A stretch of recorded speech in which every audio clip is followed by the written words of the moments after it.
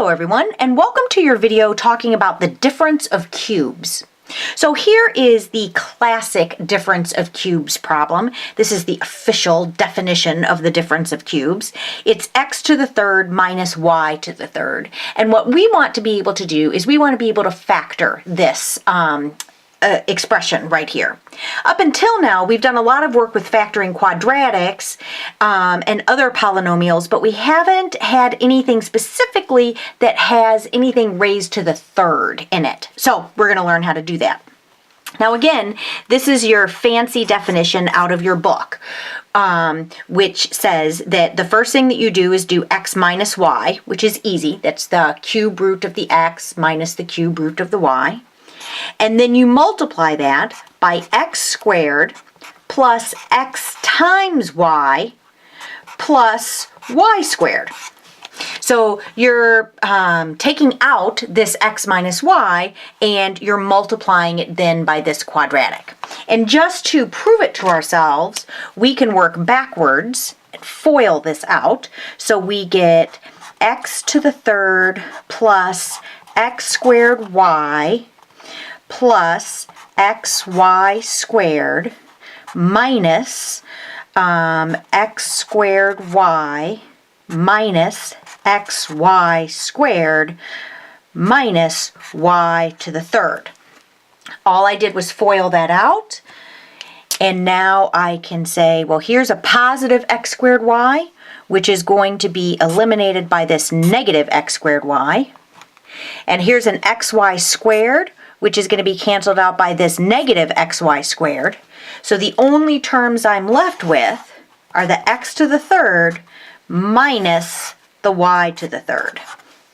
Okay, so do you see how that worked out? We took this x cubed minus y cubed, we broke it down into this, and then just to prove to ourselves that what the book was telling us was right, we multiplied it back out and we wound up in the exact same spot. Okay, so this right here is what should be in your notes, because that is like the official rule.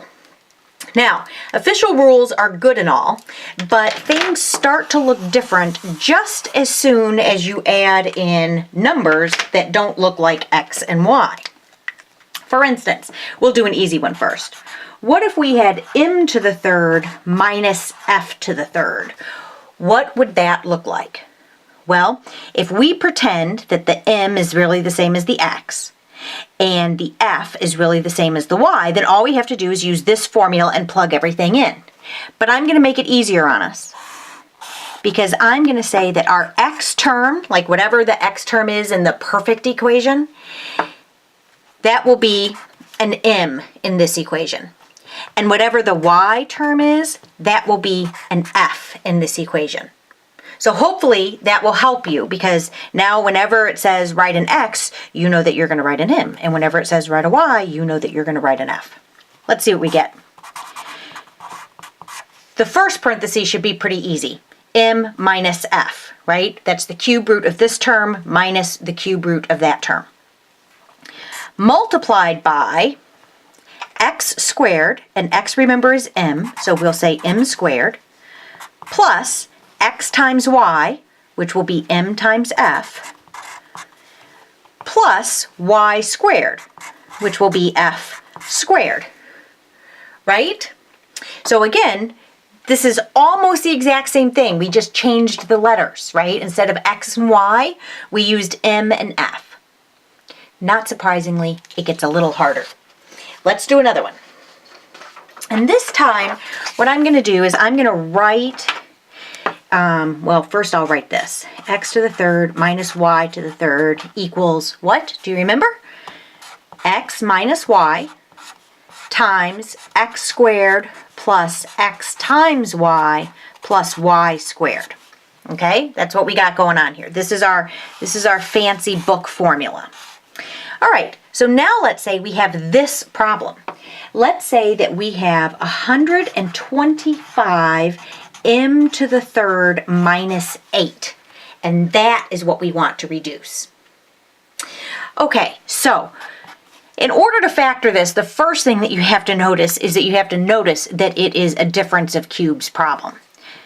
difference, that is referring to the minus sign. It's a difference problem instead of a sum problem.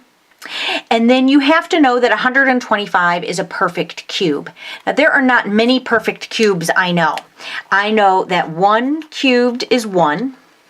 I know that 2 cubed is 8. I know that 3 cubed is 27.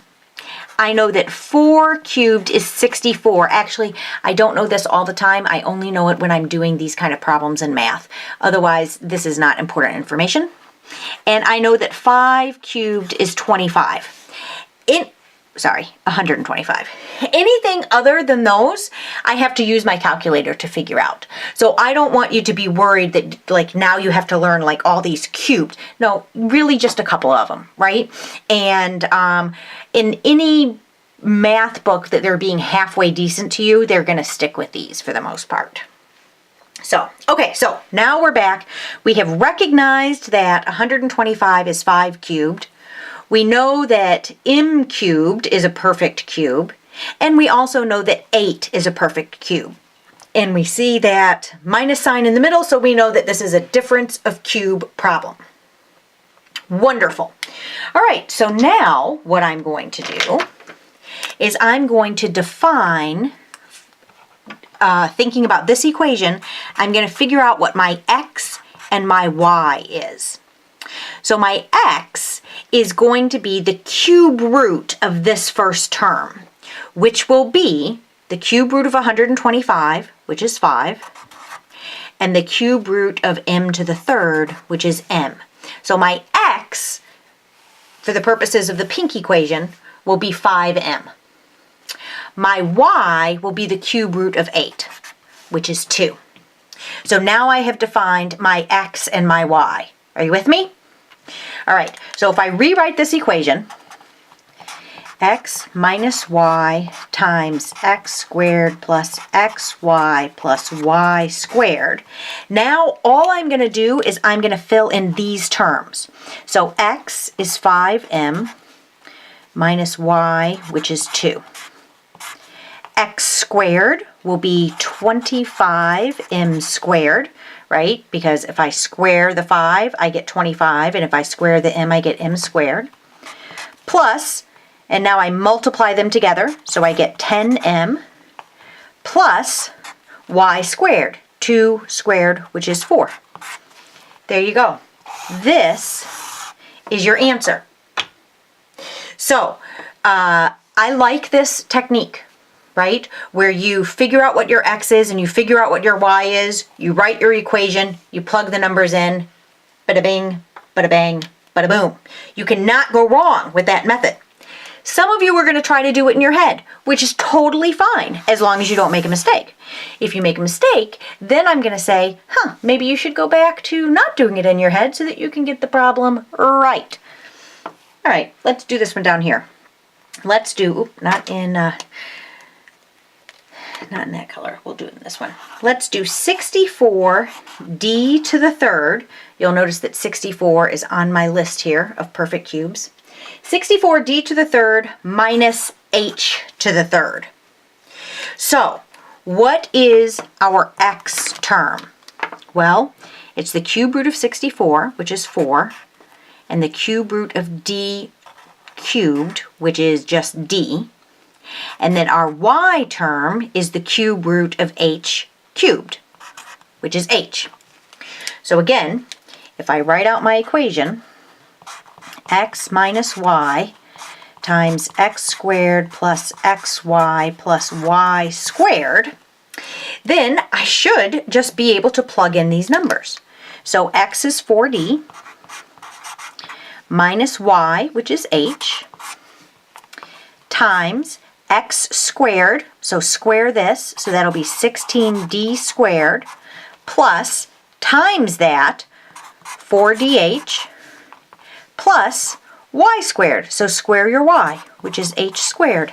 Ta-da! You are done. Now, some of you are going to start to catch on to the pattern here. Some of you aren't, and that's okay. You can just keep writing this out, and you can plop in your numbers, and you'll get it right every single time. Others of you are going to say to yourself, oh, I see what's happening here with these numbers. And that is great. Good for you. I'm glad it works out. This is something that is probably not going to stay in your long-term memory. And that's all right, because you're going to have it written in your notebook. And then before you go and take some big standardized college test or whatever, you're going to read your notebook. So everything is going to be good. All right, so that's pretty much it with the difference of squares. No.